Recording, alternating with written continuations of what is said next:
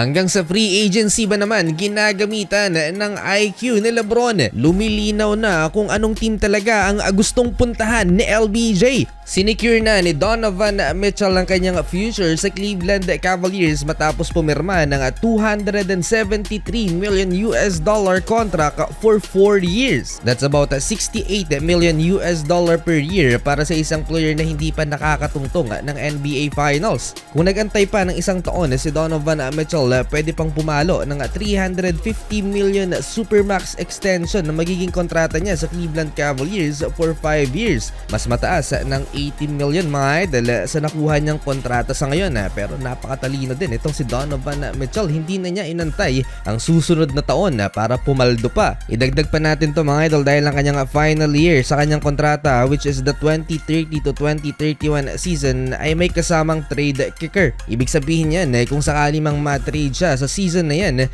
may kasama pang financial bonus. Kung i-convert naman sa pera natin, ang magiging sahod ni Donovan Mitchell per game pumatak ng 51 million Philippine pesos.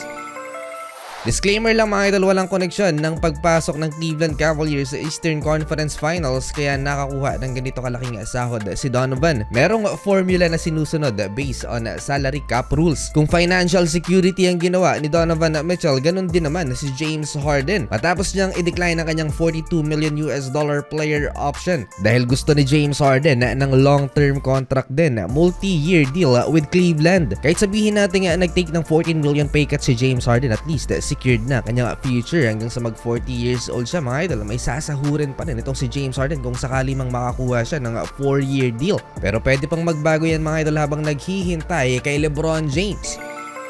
Ito kasi ang scenario mga idol kay LeBron James. Ang the 3 top teams na gustong kumuha dito kay LeBron James, nauna ang Cleveland Cavaliers at 46% chance ayon sa Polymarket na susunod na paglaruan ni LeBron. 18% sa Miami at 9% naman sa Philadelphia 76ers. Pero paano ang Golden State Warriors? Pag-uusapan natin yan maya-maya. Eto muna tayo sa Cleveland. Ayon kay Brian Windhorst, nag-aantay si James Harden sa desisyon ni LeBron James kung pupunta siya sa Cleveland Cavaliers dahil willing na mag-take ng mas malaking pay cut si The Beard para makuha lamang si LeBron. Kagaya sa ginawa ni Draymond Green na nag-decline din ng kanyang player option para mas mabigyan ng pera si LeBron. At willing din daw si James Harden na baguhin ang mga terms sa kanyang kontrata. Malinaw na isa rin sa habol ni James Harden, hindi lang ang pera mga idol kundi ang championship ring. Unlike Donovan Mitchell na 29 years old pa lamang, marami pang pwedeng mangyari sa kanyang NBA career. Habang tumatagal,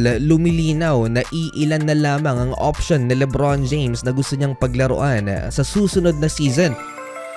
Ekis na natin ang Golden State Warriors dahil kailangan nila ang tulong ng Washington Wizards para makuha naman si LeBron James. Pero papaano? Sino ang dapat nakunin na player?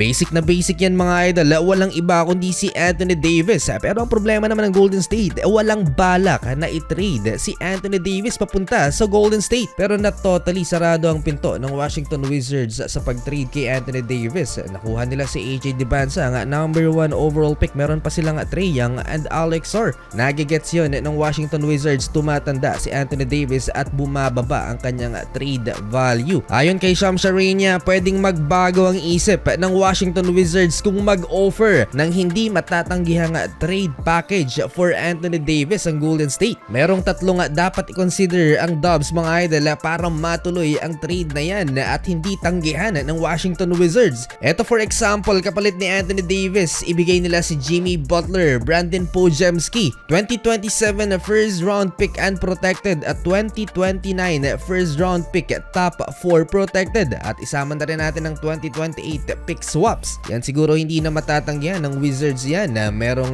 2 future first round picks if ever.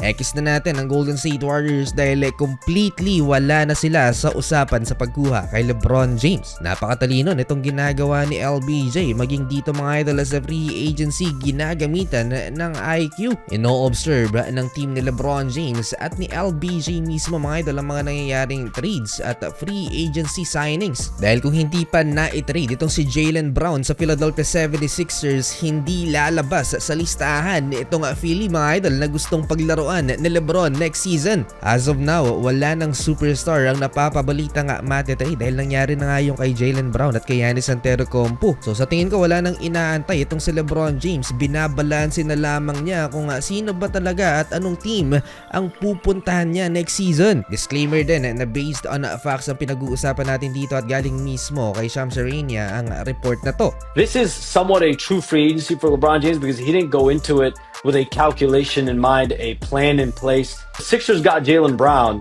I did some research and I found out within 24 hours, he's taking their pitch really seriously. And mukhang malapit nang mag-decide itong si LeBron James dahil nagsisipunuan na mga roster spot ng mga kupunan sa NBA. Move on na muna tayo kay LeBron James. May mga nangyari nga trades ngayong araw mga idol at free agency signing itong si Kevon Looney. Kinuha na rin siya ng Los Angeles Lakers. Paubos na mga centers sa free agency market kaya nauna na sila dito kay Kevon Looney bago pa makuha ng iba. Meron ng backup big man si Walker Kessler. Dahil ilang oras lamang pagkatapos nilang kunin si Kevon Looney, gumalaw naman ng Detroit Pistons. I-trade nila si Caris LeVert at 2 second-round picks to the Milwaukee Bucks kapalit ni Taurean Prince at Gary Harris. Nakasave ng $7 million ang Detroit Pistons sa trade na yan na kailangan naman para makumpleto na nila ang pag-sign sa restricted free agent na si Jalen Duren. Parang nag-antay lang LA kung may pag-asa nga ba sila kay Jalen Duren at nang malamang wala na, sinayang nila si Kevon Looney.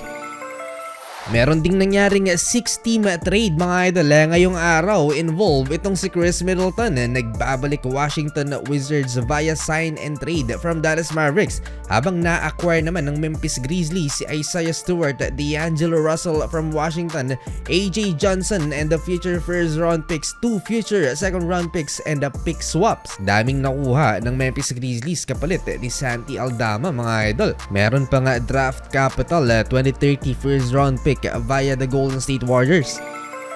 Etong si D'Lo in the first place, ayaw niya talagang mapunta sa Washington Wizards. No choice lang siya dahil parte siya ng trade na nag-send kay Anthony Davis sa DC. Nang ma-trade last February, hindi nag-report sa Washington itong si Russell at hindi rin siya naglaro for the entire season. Purely salary dump din naman ang ginawa ng Washington Wizards kaya siya itrinade. Originally, itong si Chris Middleton, mas napapabalita pa siya nga mapupunta sa Miami Heat for possible reunion kasama ni Giannis at ni Bobby Portis Jr. Pero hindi na i-work out at hindi rin interesado ang Miami Heat na bayaran for a minimum contract si Chris. Malinaw din na nag-aantay ang Miami Heat kay LeBron James. Meron pa nga 3 roster spot ng Miami Heat in case na mag-decide si LeBron James na ibabalik niya ang kanyang talent sa South Beach. Sa pera naman kaya pang magbigay ng minimum salary for veterans itong Miami mga idol para makumpleto na nila ang kanilang 15-man roster. So overall sa mga team sa NBA, tatlo ang malinaw na kinoconsider ng team ni LBJ, ang Philly, Cleveland Cavaliers at Miami Heat.